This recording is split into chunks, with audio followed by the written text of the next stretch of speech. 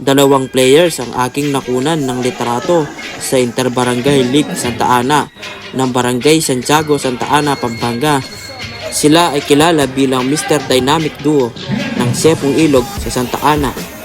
Sina Rachel Miranda at Aison Villa. Kitang-kita sa loob ng court ang kanilang tunay na pagkakaibigan at mausay na samahan sa laro. Kapansin-pansin ang kanilang maayos na pasahan, teamwork at pagtutulungan upang makapuntos at makapagbigay ng magandang laban para sa mga koponan. Halatang kabisado nila ang bawat galaw ng isa't isa, kaya nagiging madali at natural ang kanilang paglalaro.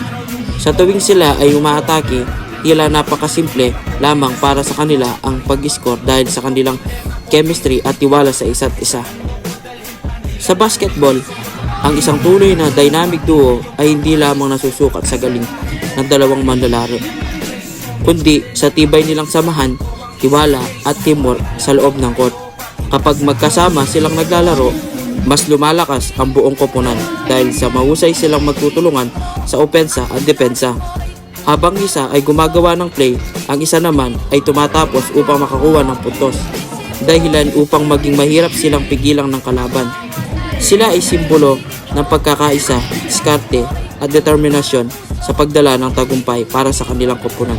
Kaya't halina't saksiyan ang kanilang laro hanggang dulo ng Mr. Dynamic Duo, Mr. Miranda and Mr. Villa.